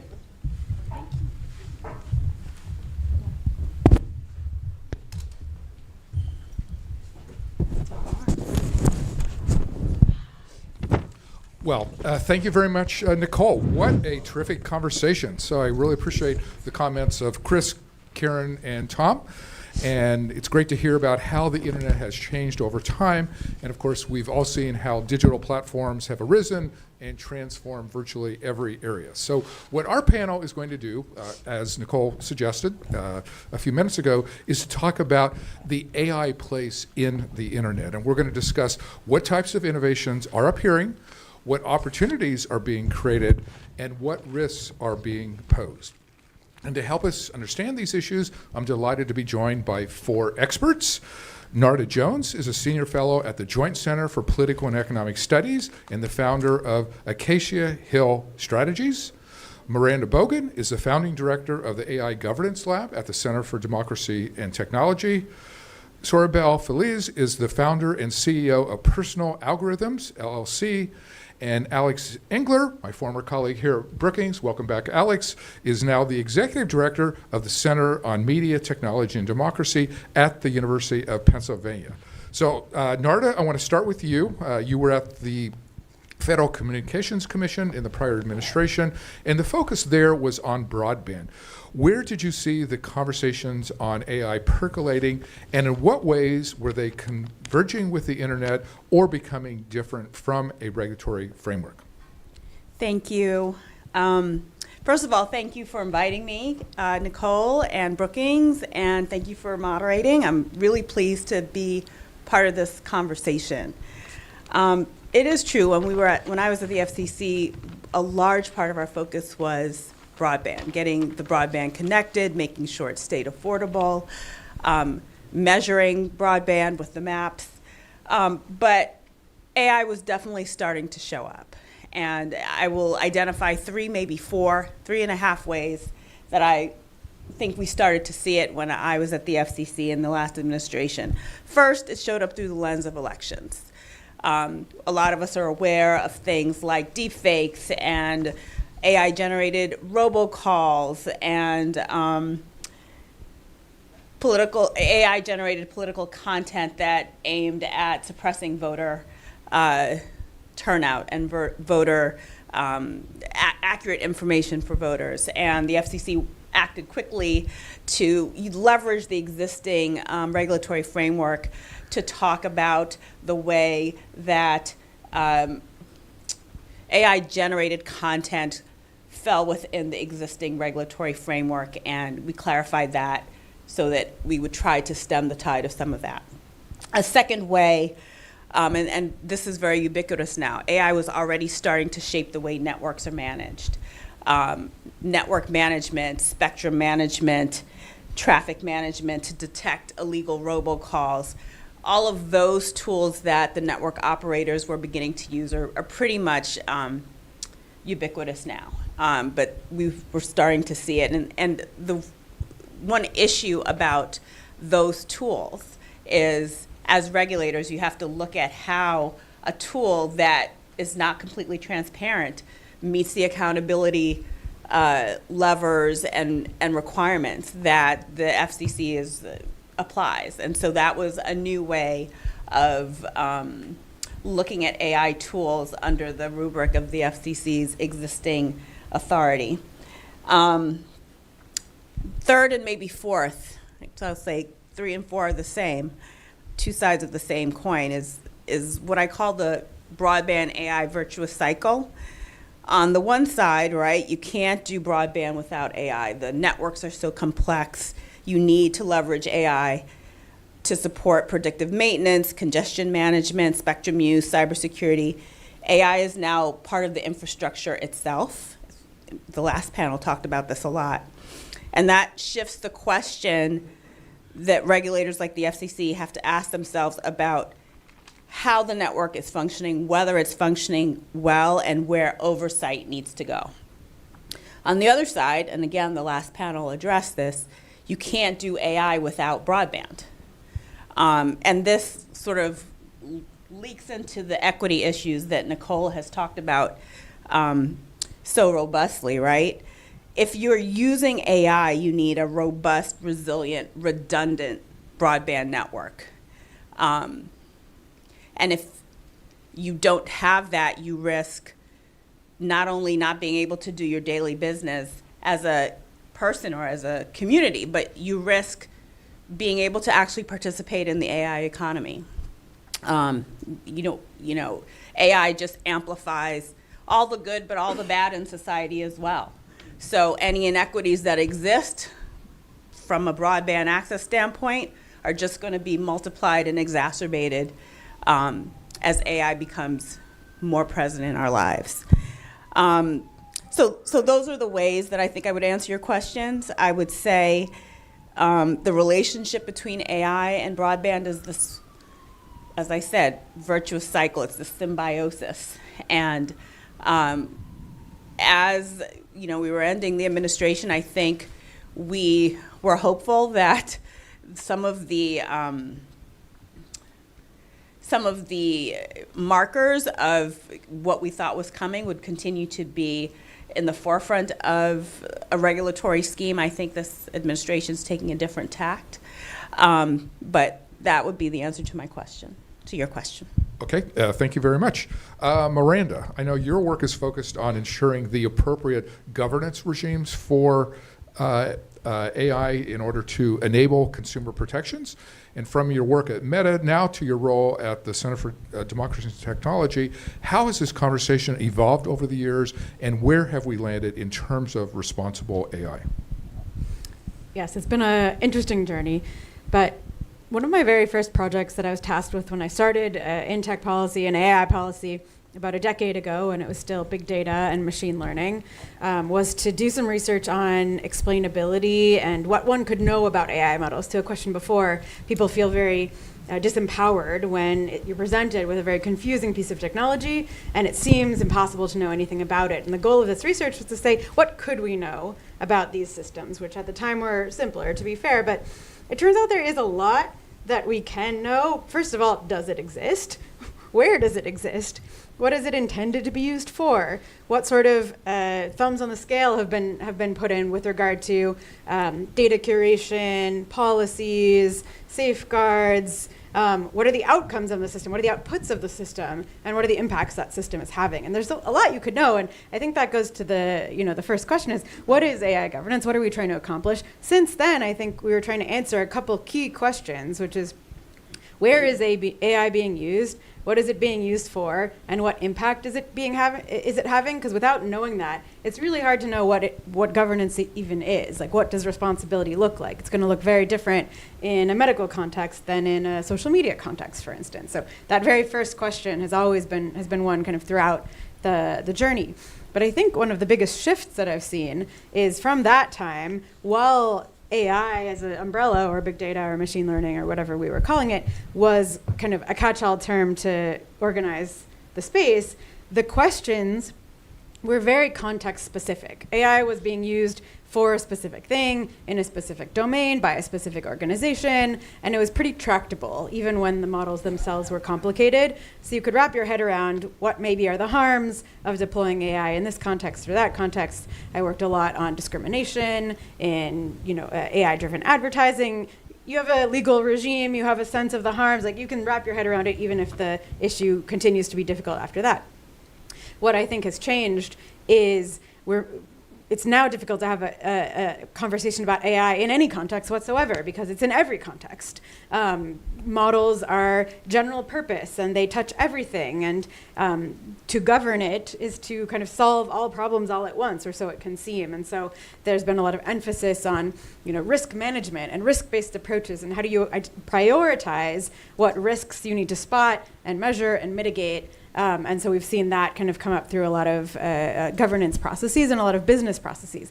The challenge with risk management, which I think has been consistent across this trajectory, is that risk management still allows for businesses to take on risk. If it is not costly for them to not take on that risk, they will still take on that risk. And so the question of governance and how do you ensure accountability is how to make sure that the cost of taking on the risk is something that companies are going to think about and do something about, and like make an effort to remediate. And in the context of a general purpose technology, that's, I think, a practical challenge now, because what do they prioritize? Who is responsible for prioritizing risks that are not prioritized by the developers of these models? As we heard in the last panel, developers of models are also deployers of consumer products based on those models, but they're also deploying those models to downstream deployers who are deploying them in specific circumstances where we maybe could wrap our head around what they're doing, but that those models might still have implications beyond that domain.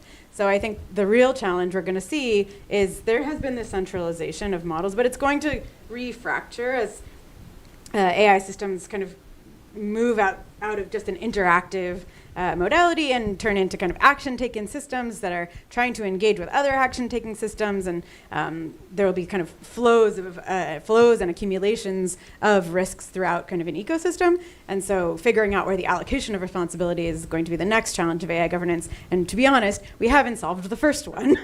From my time in industry, it's pretty easy to see that you're moving extremely quickly through a lot of the development of this technology. You're trying to do what you can to kind of spot the most obvious risks and mitigate them to the extent that is conceivable in a commercial timeline, but without some additional expectations or constraints or demands, it's really easy to steamroll through that. And so I think that's where there's an opportunity to incentivize reflection and action in a way that we haven't done sufficiently to date.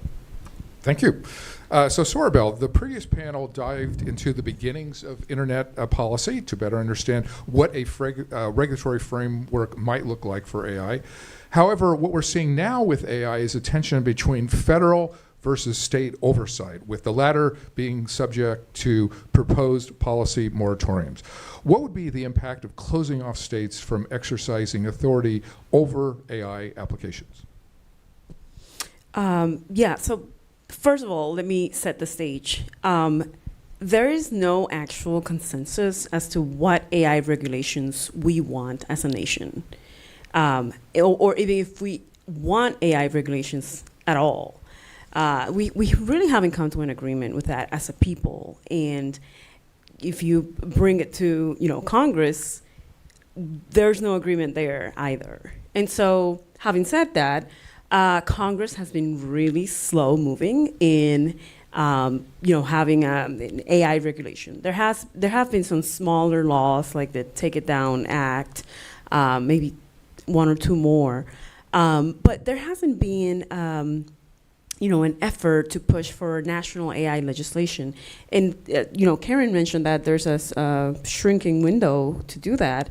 I thought that window was open in 2023 when I was in Congress. And I had said that.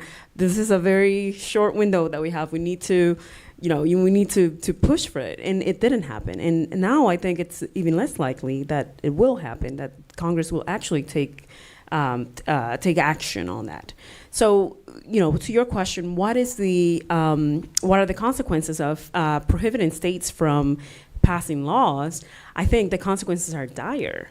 First of all, states have, they've taken the lead on AI regulations, but a lot of these laws that they have passed are very light touch, actually, and they actually don't address developers themselves. Most of these laws are directed at end users, people who could misuse AI. And so already we don't have, even states, right? They don't even address developers. They don't really prohibit developers from doing what developers are doing. But if we pass this moratorium, if that has been revived, I think it'll leave the American people at even greater danger, because not only are we not putting guardrails on developers, but then we're not putting guardrails on end users either. And so you have bad actors who can, have free reign to do a whole bunch of things, malicious things. We have businesses, employers that can, use AI in a discriminatory way. And then developers will, again, have no guardrails, and really they will face very little repercussions for not taking, our privacy into account, for doing discriminatory pricing, and, for other bad things that could happen when AI is misused. Okay, Alex, how has the adoption of AI into online services affected the information ecosystem? In particular, how is AI changing search engines, content moderation, web browsing, and the way people learn online? Thanks, Gerald. It's good to be my first time back at Brookings since working in the administration on these issues. And I'm going to draw a distinction, because of this kind of AI is everything, it has become extraordinarily hard to say anything about AI that is true, right? It's almost impossible, because we're using a single term to describe things that are phenomenally different.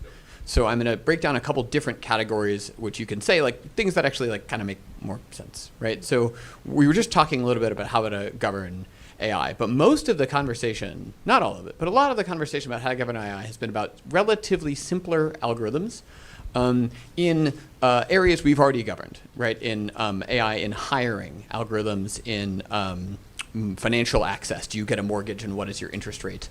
In healthcare settings, do you qualify for insurance? What will that insurance cover? And slightly controversial, but I'm going to call that like mostly a solved problem. It's not like we know exactly what to do, but there's an enormous amount of conversation around this. There's an enormous amount of research, and there's a ton of policy levers that we could and are not pulling that would do a lot in that space. I would recommend people look at like the AI Bill of Rights and the AI Executive Order and lots of laws that say, well, maybe we should build a new regulator, maybe we should empower the FTC or something. But they're like relatively solved compared to some of the newer, more information-oriented problems. I mean, solved in the sense that we know what to do, not, and there is a lot of consensus among experts, but not in the sense that we actually have politically done any of that. It actually gets harder in the internet space. There's a lot happening and a longer history than people might realize. If we, again, drop any sort of disparity, if we just talk about algorithms and not sort of use this nebulous AI term, then PageRank, which is what enabled Google to exist, was a really important algorithm. The recommender systems that power social media are really important algorithms. And then this new version, this language model-oriented algorithms we see today, the large language models, are also very important and expanding in the use. They are doing things like taking over the role of content moderation online. Most companies are switching to models to decide what is hate speech and what is a call to violence, and then that should be taken down rather than a person. It's a really big shift in the state of trust and safety online. You're seeing large language models appear at the top of search engines, a lot of search engines, right? And the goal there is to keep people on the page. And it turns out that is actually an effective business model, if you want to talk about it. If you just put answers in the top, people will just read it. My family members maybe didn't realize they were reading AI answers. They thought they were reading snippets directly from websites. I wonder what percentage of people really know that the first answers they're seeing are AI. When you go to sites like Yelp and Google reviews and even AllTrails, you're seeing like AI-generated summaries of user comments now. A lot of these things for keeping people on pages. This is all to say, and maybe we're seeing the beginning of like agents in web browsers. So you're asking a web browser to go do something, and maybe it goes off and does it for you. Like you say, I want you to go buy me a pair of shoes. A really fun Verge article from like a week or so ago that said none of them can go buy you a pair of shoes. I recommend reading it. It's kind of grounding that the pace of this change is maybe slower than we sometimes think it is. I mention all this because in the information space, we very much don't yet have a super agreed upon approach for a few reasons. One, there are just implicitly more speech and free expression issues, and we are nervous collectively and reasonably about passing laws that really weigh in on speech and free expression. Secondly, because we don't have any of the underlying governance systems that we sort of talked about in the last panel. We have no privacy legislation. We have no baseline AI legislation. So then this sort of internet space, this sort of social media governance space, we're also more reticent to jump in, and there's no sort of underlying baseline of policy. And it's worth noting that another reason this is going to be extremely hard is that the tools that you would use to govern online speech in an algorithmically mediated way are also super useful tools if you're an autocrat trying to censor and suppress people. And there is going to be, I promise you, if you talk to anyone in the civil society field, they will say there's going to be extreme reticence to do things that we might otherwise have considered doing or considered pushing for legislatively with a really sort of more trustworthy executive branch, right? And frankly, also stronger judicial oversight and stronger congressional oversight. So that has really dramatically changed the policy window for what online governance in the US even can look like in the future.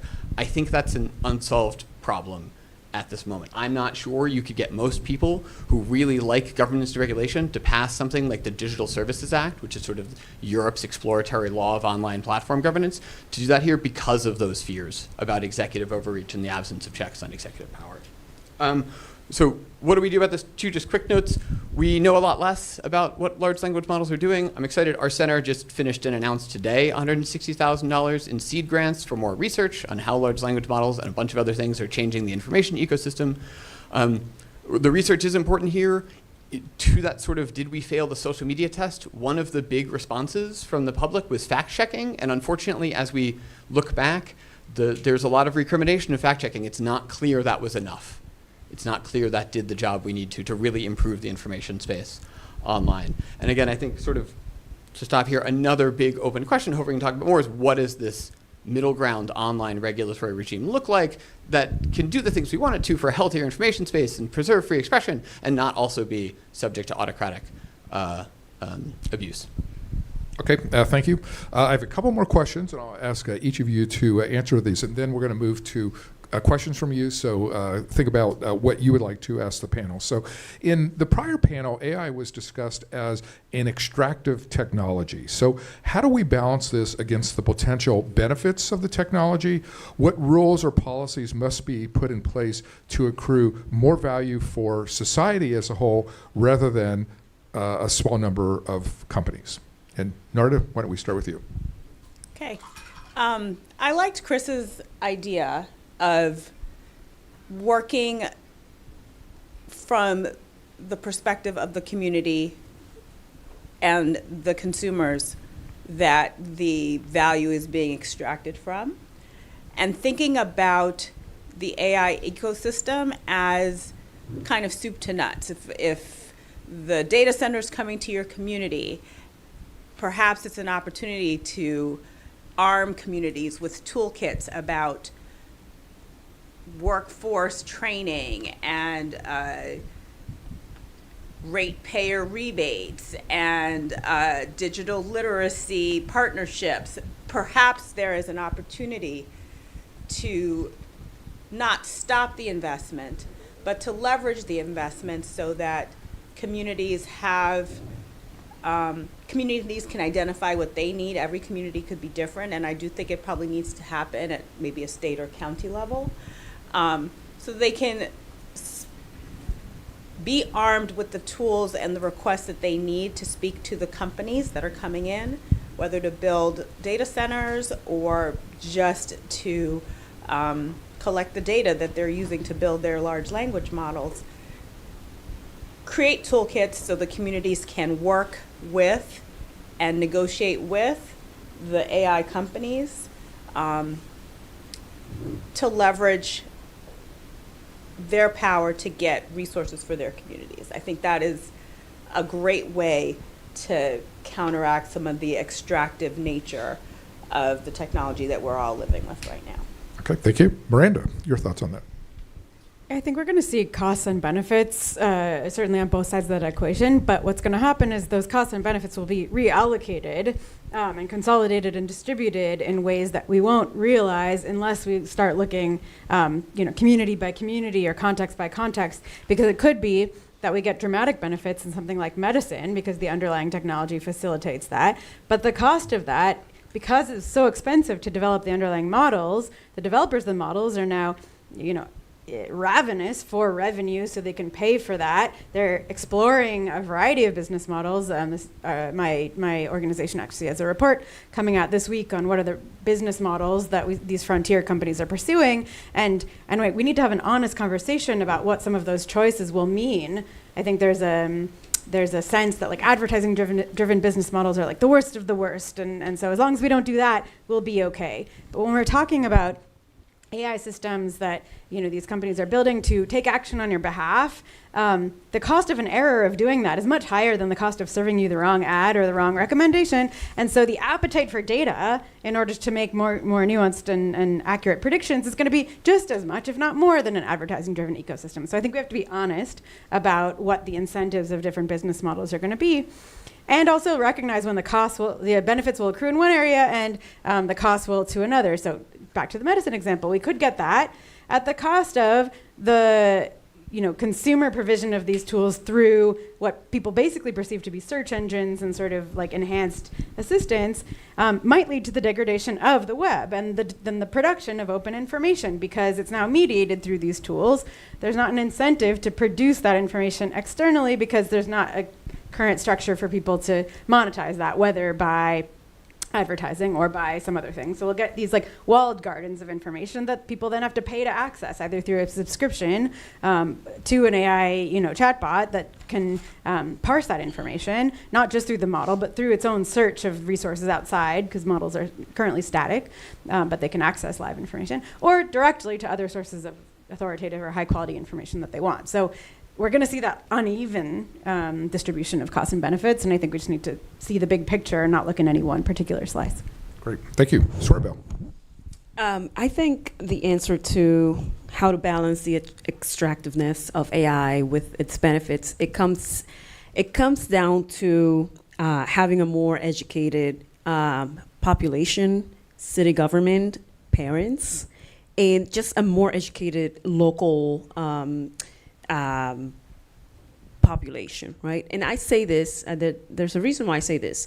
I was at a dinner the other day, and I kind of got into an argument with someone. We were talking about how AI has consequences, environmental consequences, and the use of water is extensive, and we're getting higher energy bills already because of AI. And the person said, "No, you are completely wrong," and pointed me to this one person who has said that water is not an issue, it's not an issue. And so I went and I read all of the documentation out there, all of the paperwork, and I was looking at the paper that Fairfax, a lot of the Northern Virginia counties have been putting out. And I was looking at all the footnotes to see where the information was coming from. All of that information was coming from the actual companies that were opening data centers. I mean, most of that, not all of it, but most of it. And so I realized that you have huge multinational companies that come in with all of these resources, and they kind of go all in with a small city government that cannot really put up a real fight, right? And so, and this is Northern Virginia, which is relatively wealthy and highly educated. Imagine in a smaller state with not so wealthy population, right? And so I think if we don't have an educated populace, right, an educated county who can really look at the footnotes and really ask questions and really push back, then there's no way that we can get the actual benefits of AI. If we don't have an educated parent community that can ask questions about all of this, subscriptions, ChatGPT subscriptions that kids are getting, how can they actually get the benefits from, having an AI? And so the way to balance the extractiveness with benefits is more education. And I don't mean actual academic education, but just more savviness of knowing how to push back and ask the right questions. Alex, I want to get your thoughts on the balance, and then we're going to take questions from the audience. Sure. I'll just talk about, you can talk about anything here, but I'll just talk about media and journalism. So it's media and journalism going badly. They're struggling. I think from the height of newspaper newsrooms jobs, we're down about 60% in the U.S., which is an enormous number. The number of papers that are going out of business or disappearing is like a continuous multi-decade decline.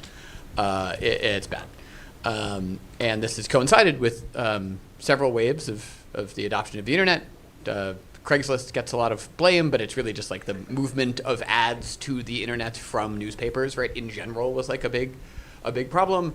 Social media was a big problem, where a lot of the information from news was like given to people for free without the part where you like go look at the news sites. Like that was bad.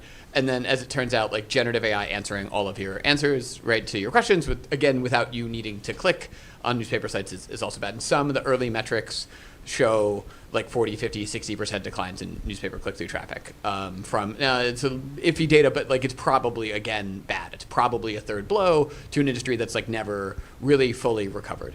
And there are other information effects of the internet and social media that are good, and there's citizen journalism, and there's like more open source intelligence, and Karen talked about advantages, and there are advantages.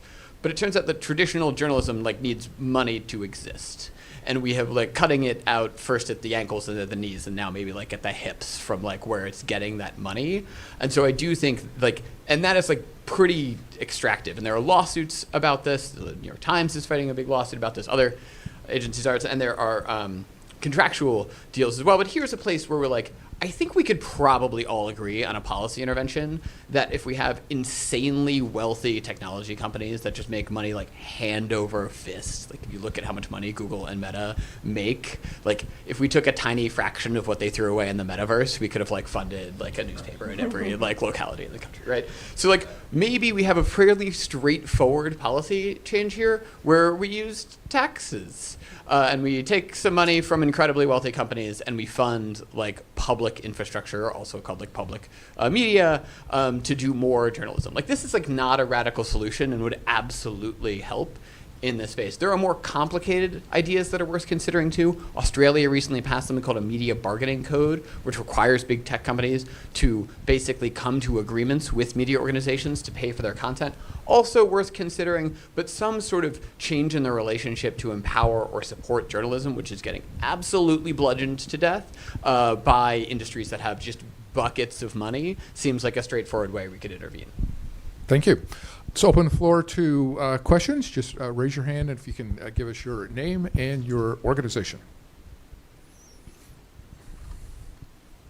Okay, back there's a question. Hi, I'm Megan Keeling. I work at Recorded Future as a researcher in AI and other cyber threats out there. My question is on AI regulation and the influence that other countries and regulatory regimes could potentially have on shaping U.S. AI companies. We talked a lot about the impact on the state moratorium having kind of a negative effect on US AI regulation, but what do we think the odds that the EU, or I know there's been some push in Brazil as well, to try to hold companies accountable for the impacts of their technology? Okay, thank you. Panelists. It all comes down to the cost of failure to comply. And so I think the EU AI Act, like the GDPR, is incredibly compelling for companies who are going to be subject to it. They were already starting to kind of shift gears and build out compliance structures years ago. But I think what we see, the same forces that are kind of pushing for the moratorium are also trying to undermine the ability of other jurisdictions to protect their own people, let alone kind of reverberate outward. And so we've seen sort of a weakening and softening and narrowing efforts to the EU AI Act, GDPR, and other laws from both a rhetorical perspective, but also like trade, negotiations. I think there was just an announcement last week that even from a visa perspective, the Trump administration was going to restrict visas for people who've engaged in content moderation ever, which is, a lot of what internet regulation involves in other countries. And so we're seeing every lever being pulled to remove every possible friction point for anyone developing technology, as if that's going to lead us to win a race that if we win, we'll have lost, I think. Yeah, just to jump in, one of the big questions is what does the EU do right now? They did just fine X $120 million for a totally straightforward set of X breaking its laws, which is like a good sign, right? There are like some laws under the Digital Services Act that say, please be transparent in these ways. And X was like, no. And then they got fined. But that's actually like a good sign because there's an enormous amount of pressure to back off some of this digital regulation. Hopefully they will enforce the AI Act, which I agree with Miranda is a totally reasonable and good law. It has some problems because of the function of the EU is kind of complicated, but like it's a reasonable AI regulatory law for their circumstance. I'm sure they could adjust it and fix parts of it, but that's probably the big test. And that everyone will be watching is, does the EU hold to its guns? It has a lot of pressure not to. The Trump administration and the national security strategy basically just called for the dissolution of the European Union. So there's some pressure. And then was tying this to the digital regulation and fines, right? So there is some real pressure on the EU to back off, but that's the big test case for big national legislation. There are other examples too, but I think by far that's the largest and most important case. Okay, thank you. Right here's a question. There's a microphone coming up. Hi, I just came by myself, but I'm actually Edwin with Protect Those Kids Foundation.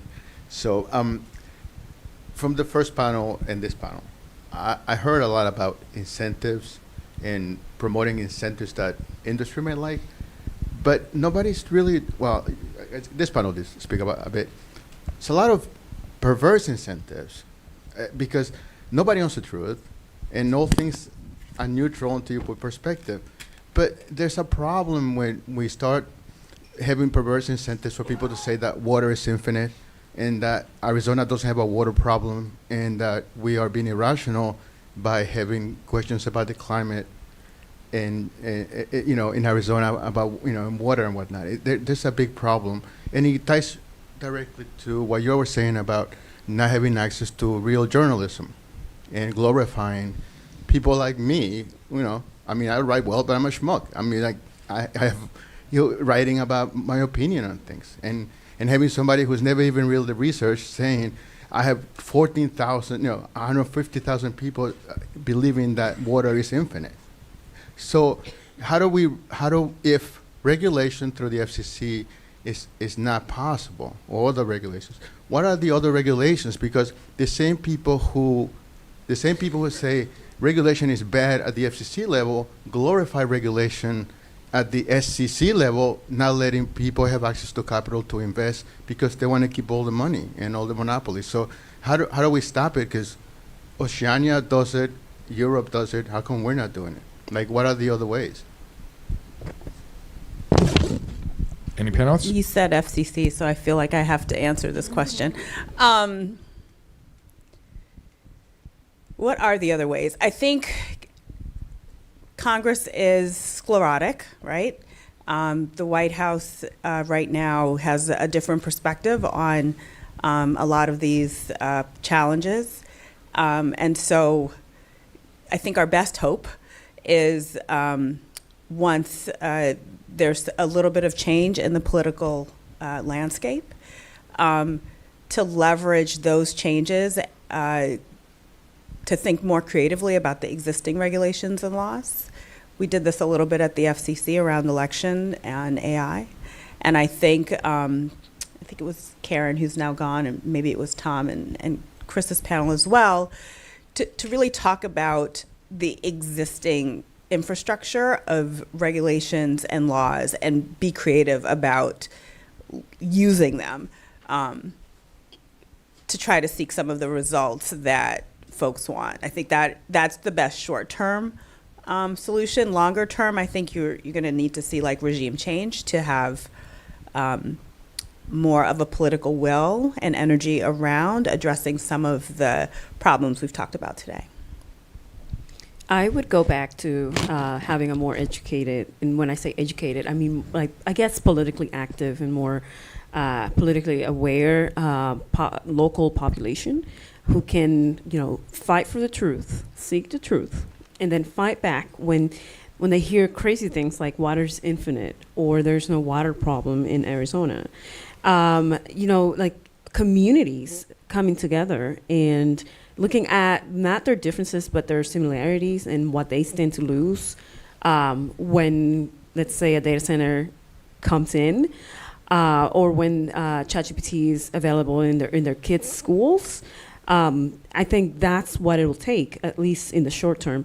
I would also say states, as long as there's no moratorium, I think states, all of our hopes rest with the states, making sure that they're addressing some of these problems, even in, isolated cases. Let's say, like, even if it's just end users being regulated. But I think our hopes right now, it's us and states. And instead of, I've said this before, and I'll say it again, who's responsible for what goes wrong with AI? I think we are. We are responsible. We can't just leave it up to the government or to think tanks or to companies.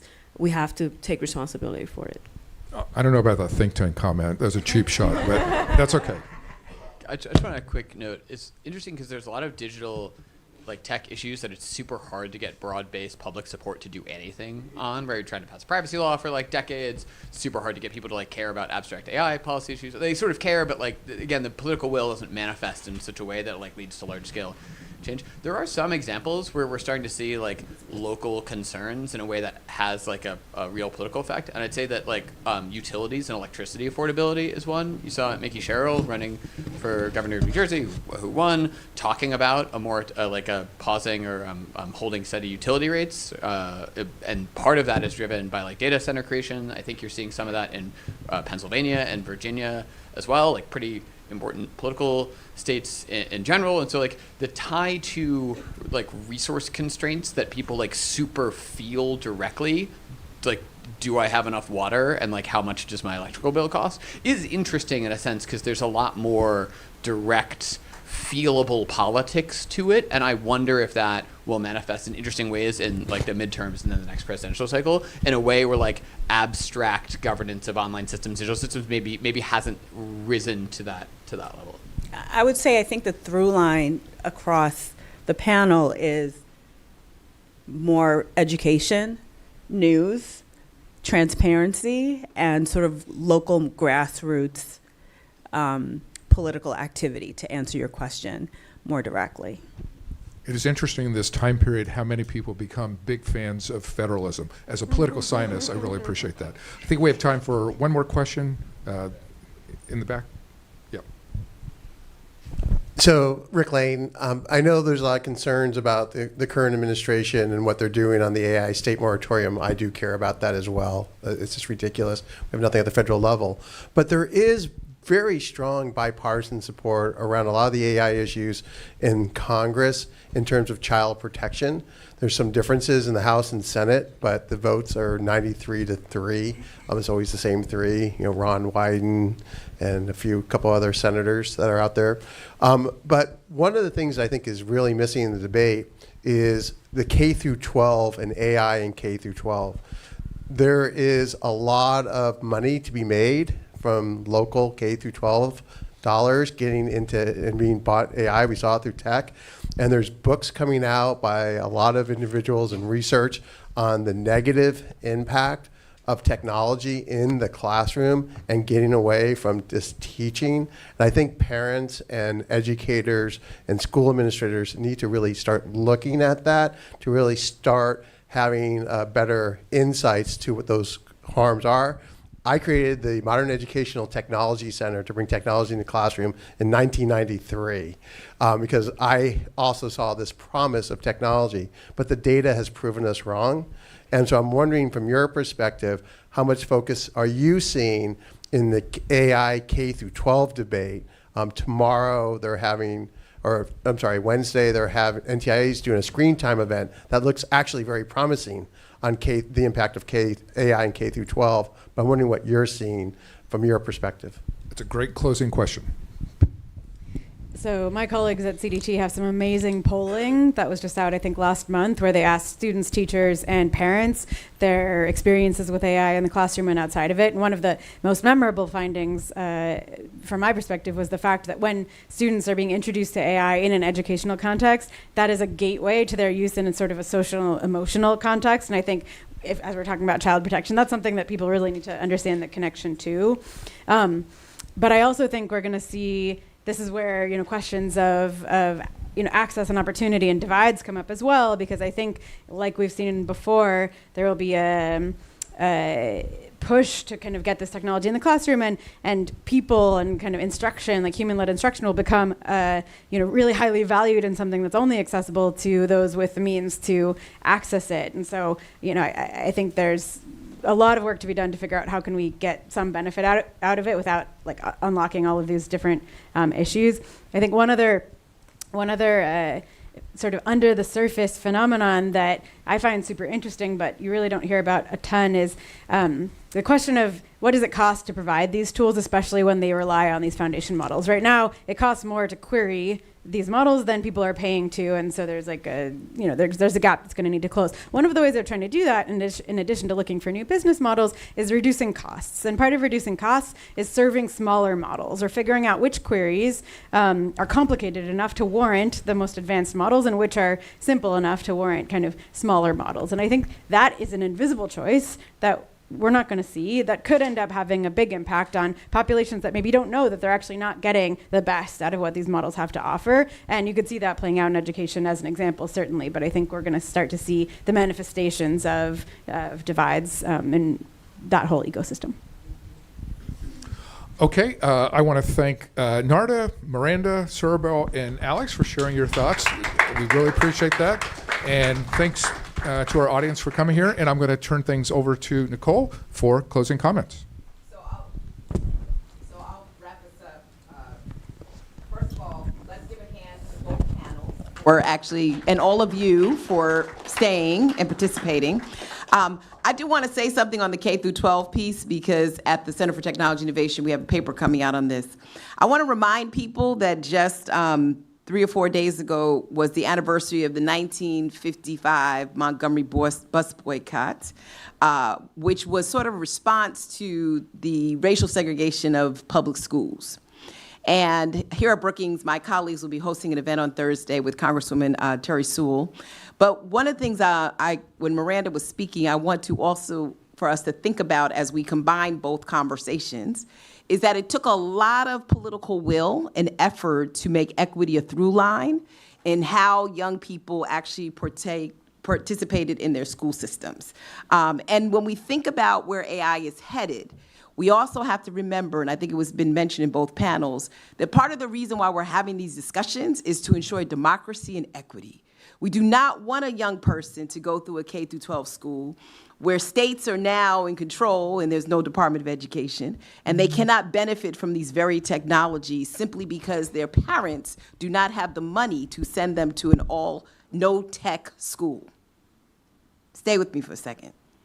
There are people who are leading a discussion on AI integration in the K through 12 space whose own values will not let their own children use the very technology which they develop. And so we have to go back to these consistent questions that I think I wanted to make sure we put into both of these panels.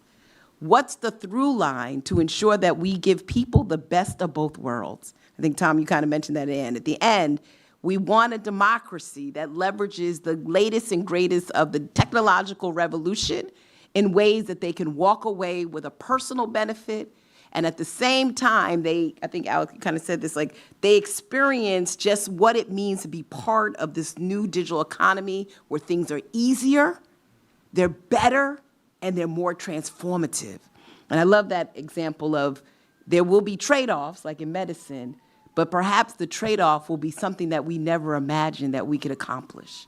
So I want to make sure I leave us with that. This is the beginning of a conversation I'm particularly interested in, because if we do not get this right, as the title of my book says, we will have digitally invisible people that live in an age of AI who never had the chance to even participate because we didn't take the time to think about the networks that we were investing in, and not just the networks of infrastructure. But at the end of the day, I think both panels have one common denominator. It's the network of people. We are the humanity of AI. And we got to keep putting ourselves in that equation before we allow and permit these discussions that are all over the place sort of distract us from the ultimate goal of ensuring that we are safe, we are participative, and we benefit in all ways. So again, thank you, everybody. CTI has a lot of resources that are out there on data centers and this, that, and the other thing. Thank you so much for your support of the Center for Technology Innovation, for the Brookings Institution. And Stephanie Falcone, I read your note on LinkedIn. I think I saw Stephanie, who's here, but I read this note on LinkedIn. They said, thank you, Brookings, for having this conversation. And I would say to you, thank you all for coming. Okay? Thank you.